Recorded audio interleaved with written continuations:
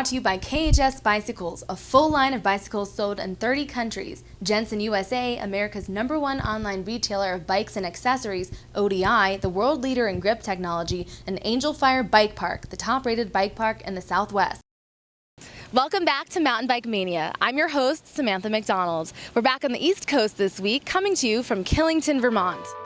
Nestled in the heart of the Green Mountains, Killington is famous for winter skiing, but when the snow melts, the mountains here give way to 35 mountain bike trails and nearly a dozen hiking trails. It's hard to believe we're already at the halfway point in the 2016 Pro Grt series.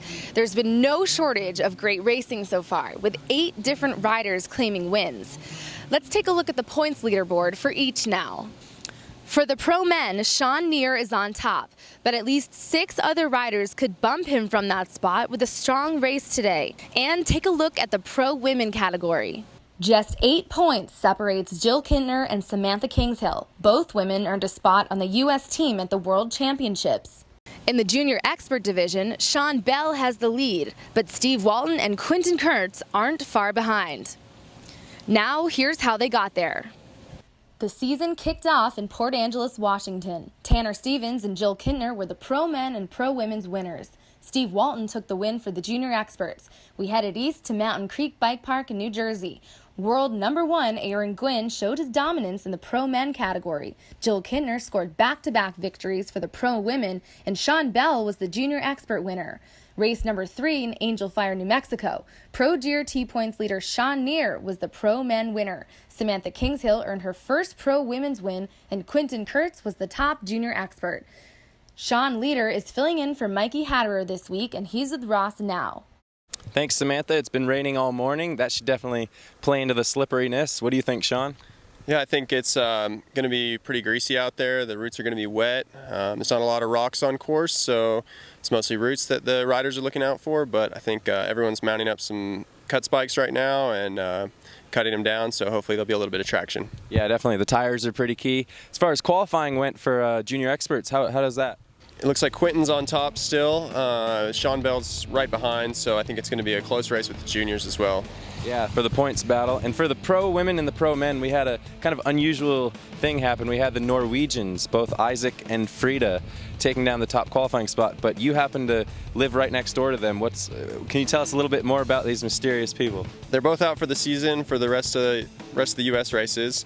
I think they're going to be a tough contender for both the women and men's. They're both riding really strong right now. Isaac's just come off of an injury, so he's here to win. He's going to be riding fast. Yeah, and they're no stranger to the East Coast. They've been winning all of Nico's series and riding in the rain, so that's pretty cool. Let's take a look at our course preview, though, brought to you by Jensen USA. Top of the GRT course drops you off at Ram's Head Lodge, and you go up about 1,400 feet. And it's a lot of turns, a lot of off-camber. Let's jump on board, though, with Jordan Newth, and he'll take us down the course. We got jumping right back into the ski run, jump over a couple mounds into some off-camber turns, a little whooped out through the turns, too, so it's a little challenging to keep your speed. Then here we got a little rhythm section, inside-outside. You can line up, Jordan choosing to go inside and jumping back into the woods. All right, let's take a look at our junior expert start list, brought to you by ODI. We have Quintin KURTZ has put the fastest qualifying time in, but Sean Bell was right behind. I think it's going to be a tight race between them. Yeah, Sean and Nick coming from California, Quintin, Colorado. But first one we're going to see, Andrew WEGIEL, local from Massachusetts, making the couple-hour drive to race in his home conditions. You can barely see on this track. Sean, what are you thinking as a racer right here? Yeah, it's early in the day. I think the juniors are going to have the hardest time with visibility, but that's how it goes. That section looks so rough, trying to pedal through all these slippery roots and mud, but picking up some more speed in this section. Let's see if Andrew can keep it rubber side down and not get too muddy, as we've seen a lot of the riders previously. But in through this little section, sneaking pedal strokes everywhere. Yeah, he's really he's on the pedals a lot more than some racers, but it might work to his advantage. Does that mean he's braking a little bit into the corners and getting back up to speed out of them? He's likely not carrying as much speed out of the corners and having to sneak a couple pedal strokes in here and there. The track's a little wet, so it's running slower today. You know, there's definitely going to be a little bit more pedaling than in qualifying. I think times are going to be a little bit slower, but yeah, and you definitely want to be a little bit cautious. But it seems like now we're at the bottom part of the course. Andrew really just getting a little wild here, choosing not to send the gap, which we saw a little bit in qualifying. I think you'll see some juniors choosing not to take that gap. It's definitely a dangerous risky situation. You know, high chance of a flat tire. Or over the bars or something worse, you know. Here we go through the Angel Fire speed trap, 34 miles an hour. Oh, that'll put him in the hot seat. We've got quite a few riders coming through still, so we'll see if he can hang on to that. That'll let him go. Here you see the mist and all the mud all these riders have to ride through, but on to our local boy, Quinn Campbell, coming from Vermont. I believe he's racing for the Giant Co-Factory team. Coming mainly from soccer is what he told me. Only been racing bikes recently the past couple of years. Yeah, as a soccer player, he's probably, you know, got a lot of strong legs, good power. You know, I think he's... Yeah, I mean, I bet that translates over a little bit. But obviously riding a bike is not playing soccer. I'm sure he looks pretty comfortable here, though. So... On the pedals as well, it might be a little bit wetter for the juniors than what we'll see later in the day. He's all over the place, leaning the bike and trying to dodge those rocks. Into that whooped out section, doubling. Dang, you think it's better to go inside or hang it outside and take a foot off? I think trying to keep the feet on is normally going to be a safe bet on a track like this, Ross. You know, with all these bumps, you're going to want to try and pump through them as much as you can. Every route could just end your run really quickly, huh? Well, here we go. Coming up to that last couple sections of rhythm and rocks. Choosing the manual a little bit, dropping in. And the gas there. Dang. Catching a couple pedal strokes before the berms. All that enduro training, he's probably realizes he's not tired yet. He's just going to crank on it. 35. Oh, moving into the hot seat. Unseating Andrew just by a little over 3 seconds. Well, we'll see if the local boy can, you know, hold on to a time like that. These guys are just sneaking pedals everywhere. But here we got a wild one. Josh Rogers seems to always qualify really well and get really wild. So I tell you, Josh was out on practice day. He was at 110%. Man, the kid was pushing hard, looked determined. Well, let's see how he's adapted to the wet. He seems pretty dialed in, finding the ruts nicely and putting the tires right where they need to go. So foggy though, man. We can barely see. I wonder how it is trying to look down the track. There's a couple opportunities, Ross, to pull a tear off on this track. I think some riders will definitely be taking advantage of that this morning. Yeah, you got to run some mud flaps on the tires so you don't get it in your eyes, but if you do, you pull on the little lens things and they'll come off and you get a whole new vision, at least until the next splotch of mud hits you. Josh is looking fast so far. I mean, he's staying smooth. He's on the pedals. He's going inside on that. That looked really good. Sending that huck. He's the first junior we've seen do that. That's pretty important. I think it'll save you, what, like quarter second, half second? Oh, definitely, Ross. And if you end up winning or losing by that, you'll be happy you did do it. Across the line, 330. That, whoa! Moving into the hot seat. He'll take it, 329. Right over Quinn. I bet he'll be happy with that. He just got signed to the World Championships team, so... yeah, he's definitely got a lot of motivation going on right now. Nik Nestoroff slipping out on that gate. He's also heading to Worlds, and they're both going to Mont Saint Anne next weekend, so this is definitely good training for the wet and rough track we'll see up in Canada. Nick choosing an inside line there. Inside to outside. Wow, staying on the pedals. That was very clean. Yeah, that seemed to be pretty unconventional, but worked. Going inside there again.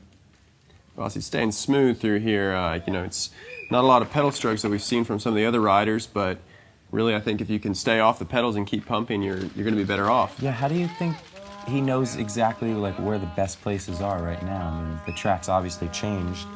Well, they've had quite a few chances in the morning to put in some laps, see all their lines, see how the track changed overnight, and you know, I think the rider that can adapt to that is the rider that's going to stay on top for the day. Fair enough, yeah. Well, it looks like Nick's holding it wide open through these taped off sections about 10 foot wide. going around the rock, doubling out. Moving quick through there, Ross.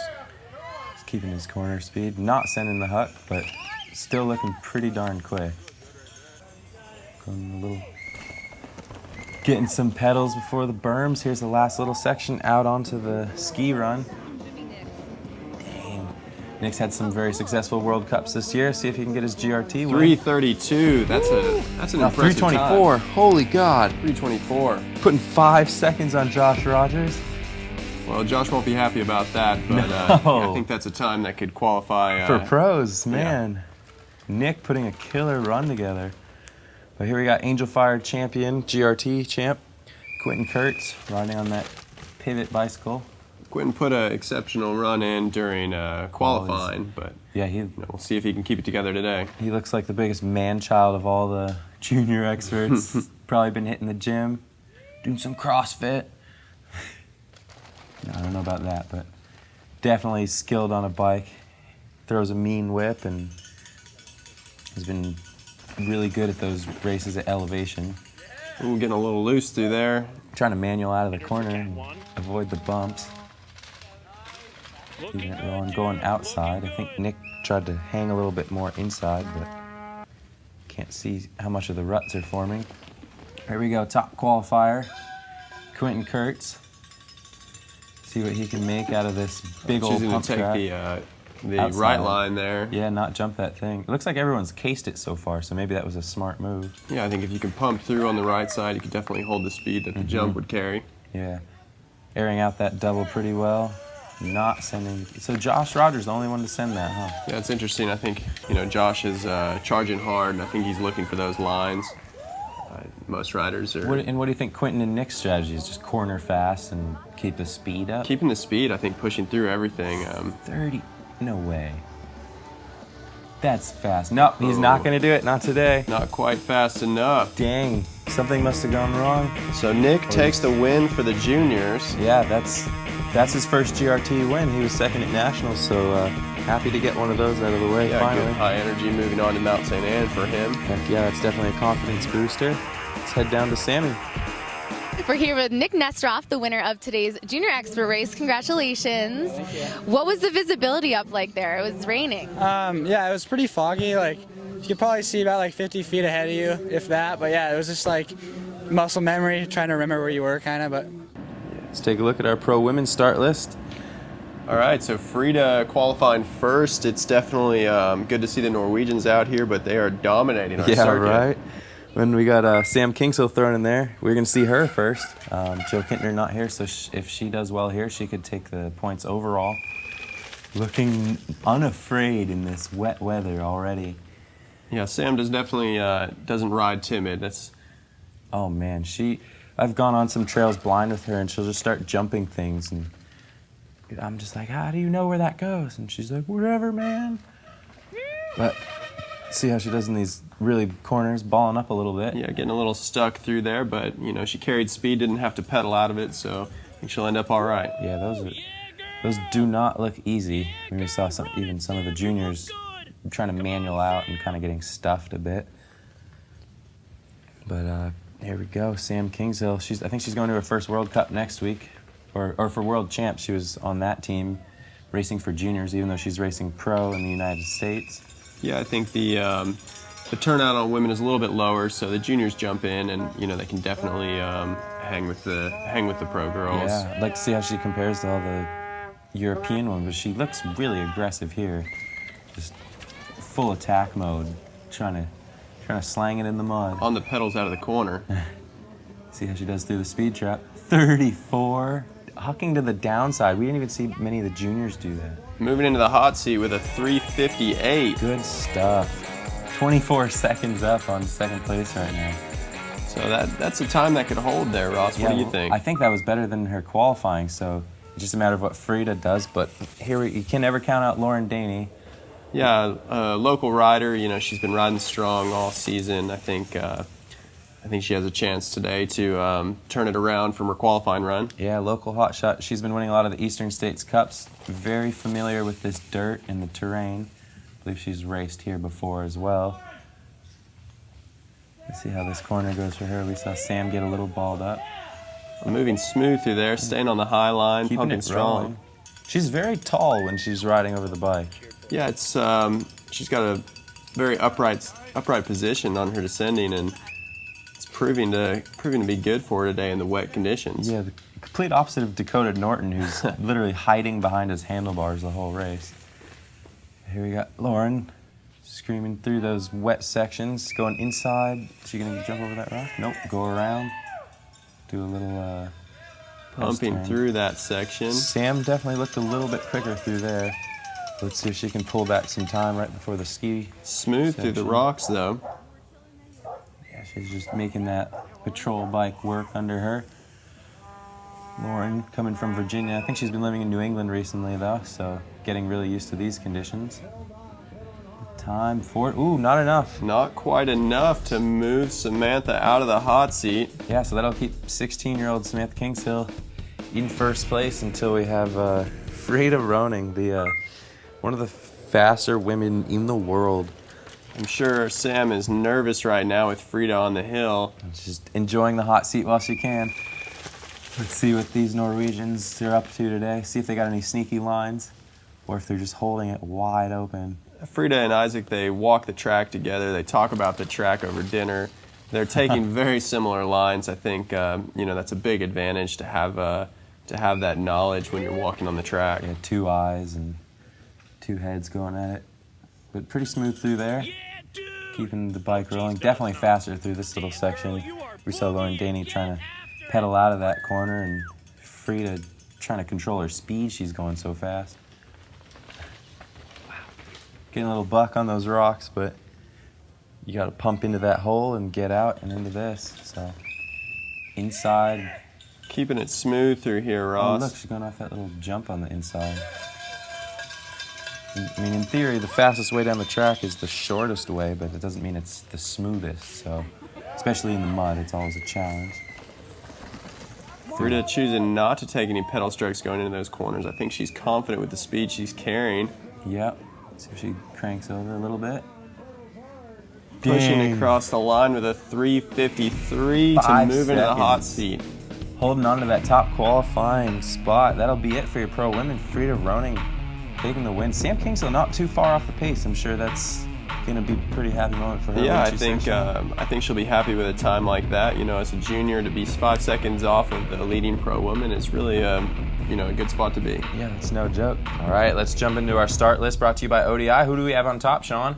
Isak Leivsson is out from Norway and took the qualifying run yesterday. But we have Nico Moali back on track, so I think we're going to have a lot of competition today. Yeah, it's awesome to see him. First rider we're going to see, though, Graham Pitts, throwing it down off that chicken wired out little wooden drop. But dang, the track still looks really difficult to see for these pro guys. I thought it would have been a little more easy. What do you think here? I think the fog is definitely still going to be a factor. Whoa. Getting loose. Just barely making it through that root section. Dang. Graham has had a pretty good season so far. I think he's staying inside through this section. That's a line that we haven't seen many of the juniors taking yet. Yeah, so he's from Northern California, where most of the year it's dry, and none of this track resembles anything I think he's previously ridden, but he's been on the circuit for quite a while, so I'd say he's pretty well-rounded when it comes to racing in the United States.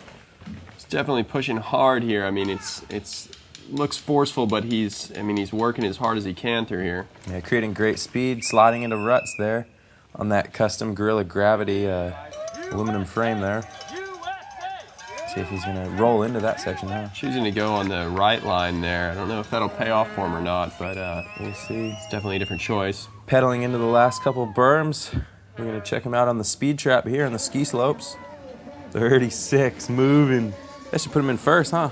So into the hot seat, we've got Pitts. That's good for him. He had a slightly slower qualifying speed, but yeah, he was started 24th, but dang, he's already on top after all those guys by, what was that, like 3 seconds? But moving on to Freddie VIEIRA. He's from Brazil. He's been training in the United States. I believe he just took the win at Thunder Mountain in Massachusetts, and boy, is he chooching. That's right, Ross. Yeah, I had a chance to catch up with Freddie before the race, and Freddie getting loose. What did he say? He's happy to be here. I think he's excited to see what we have to offer in the U.S. as far as racing. Making the most of his visits here. See if he can throw down a killer run. He's looking quick and really loose. I mean, taking his feet off, but still keeping the bike moving. Still catching some pedal strokes through these sections. I think when we get to the top riders, you'll see less pedaling through most of these corners and really just carrying momentum. Railing those ruts. You got like 6 inches where you can put your tire and no room for error. Then going outside, sweeping around those corners, doubling out.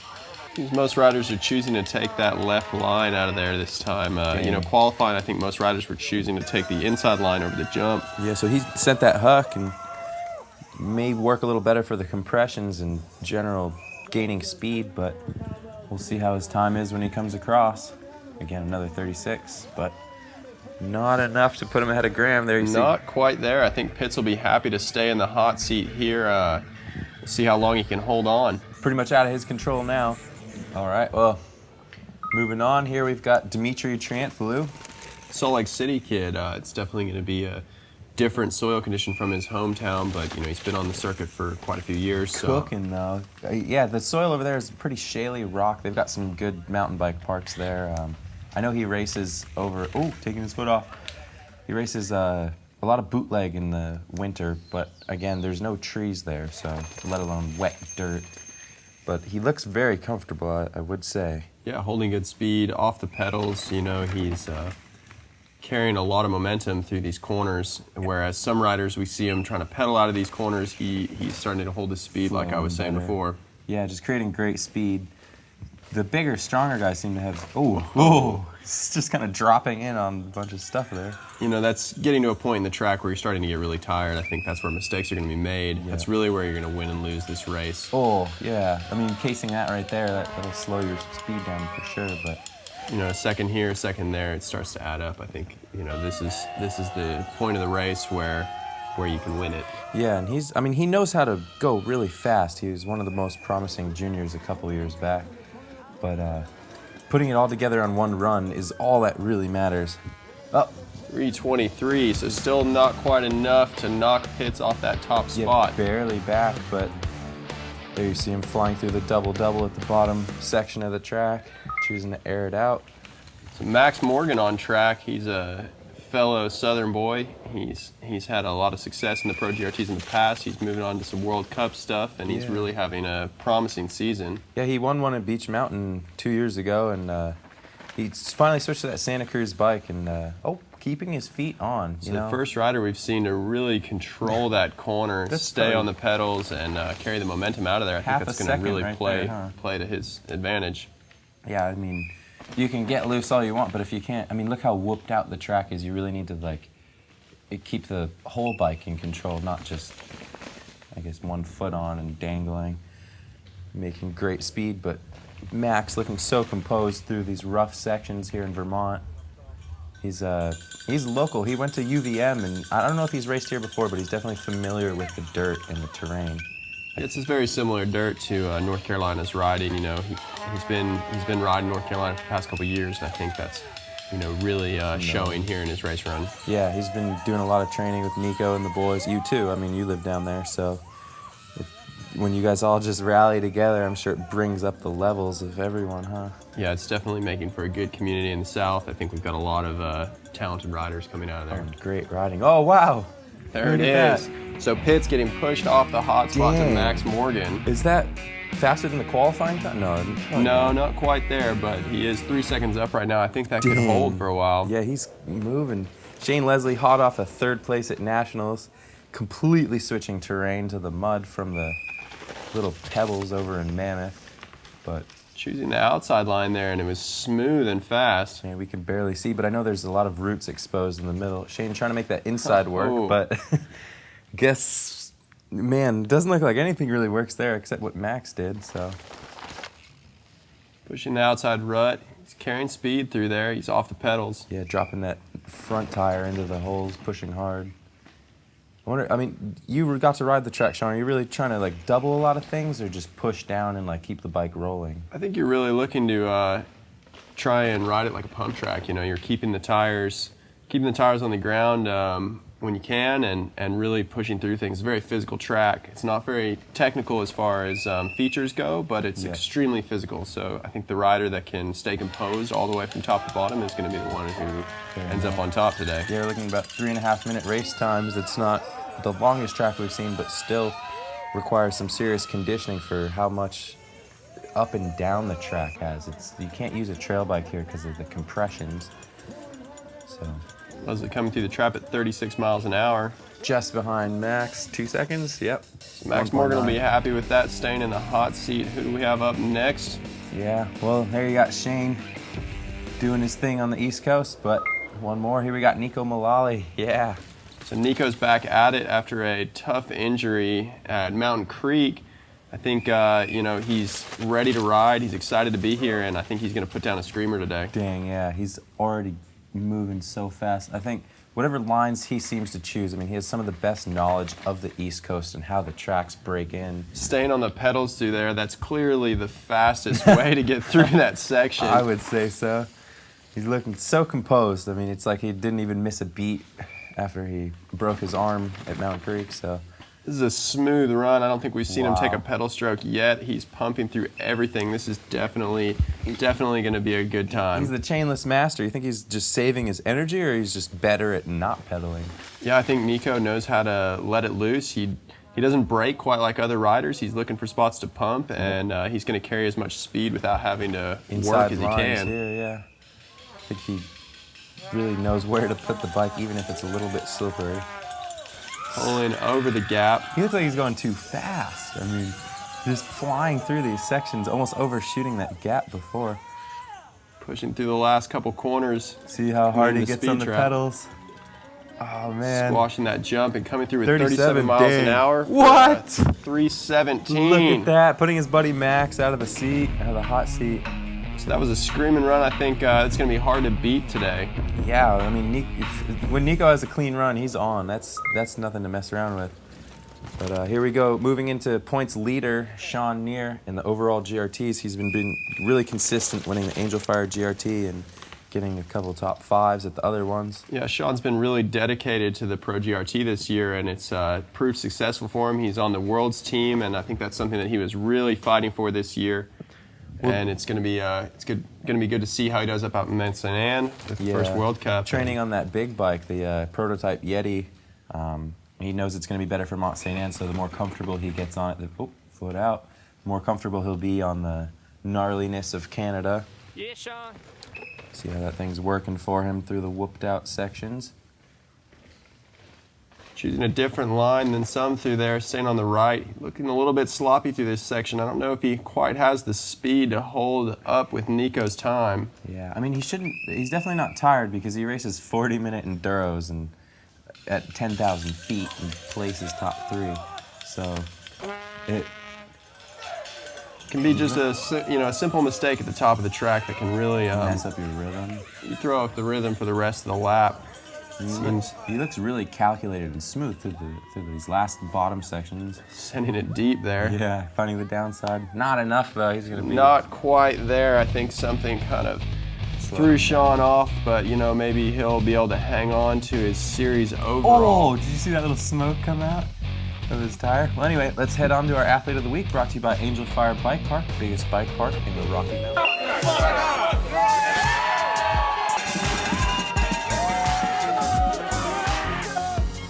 For Charlie Harrison, the transition from junior experts to the pro men's ranks this season is as smooth as his riding style.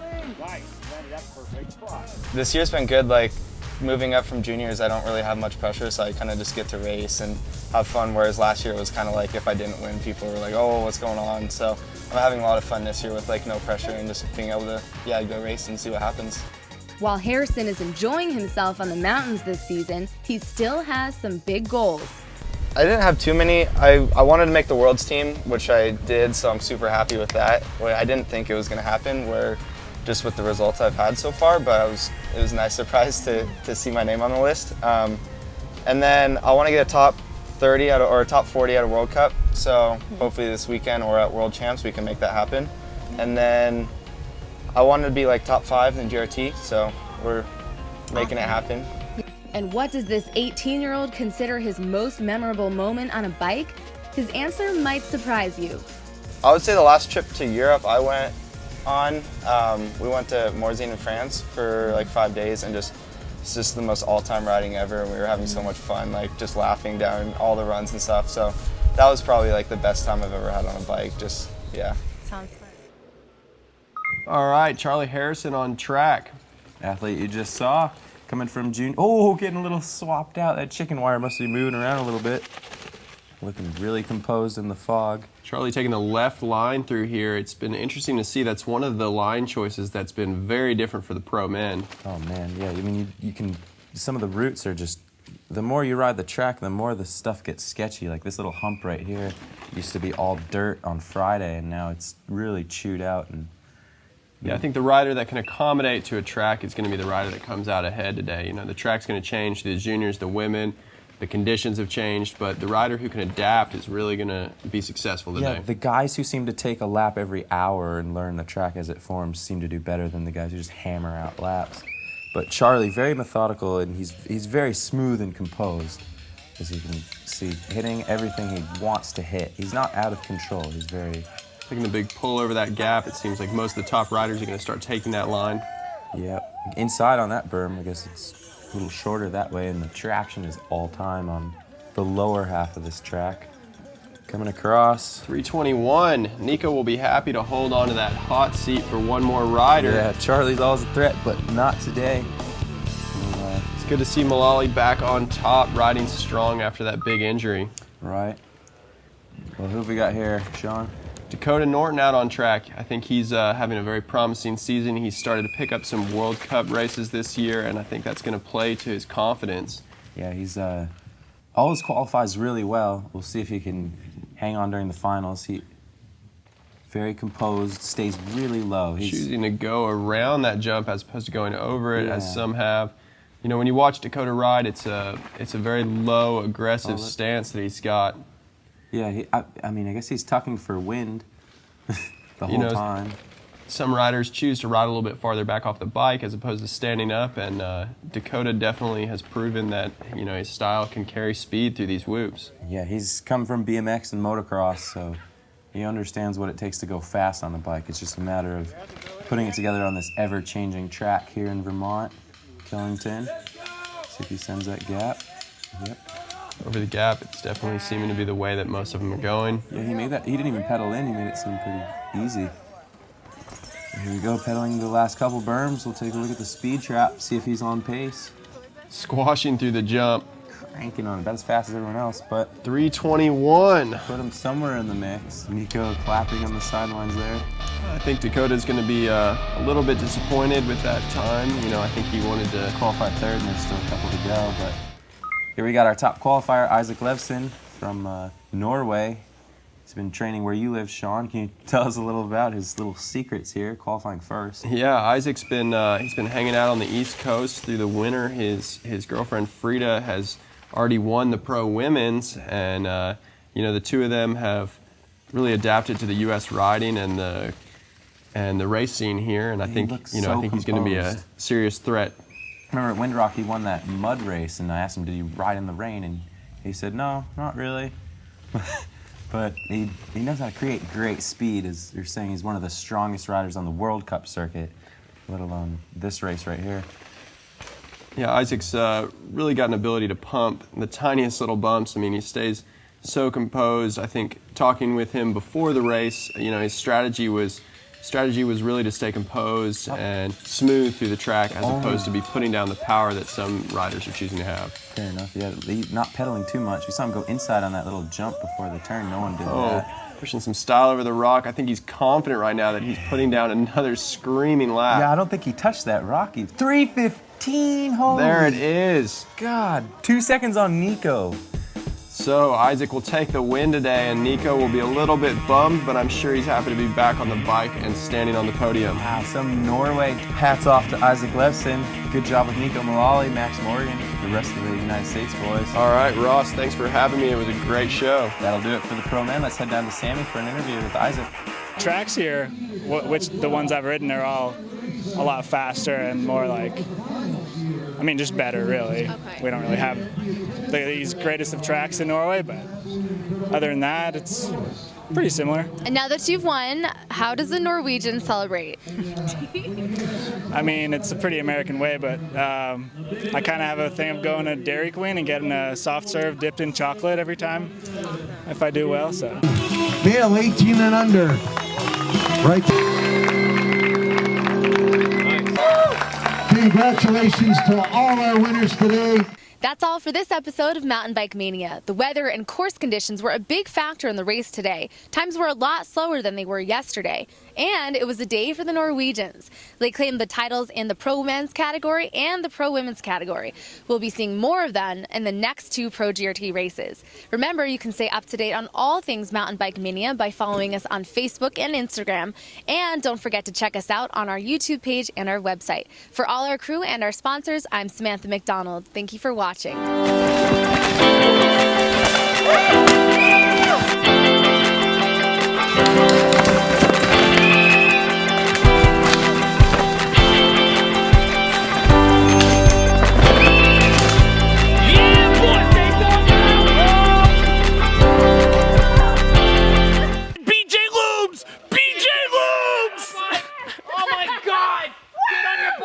Mountain Bike Mania has been brought to you by KHS Bicycles, a full line of bicycles sold in 30 countries. Jensen USA, America's #1 online retailer of bikes and accessories, ODI, the world leader in grip technology, and Angel Fire Bike Park, the top-rated bike park in the Southwest.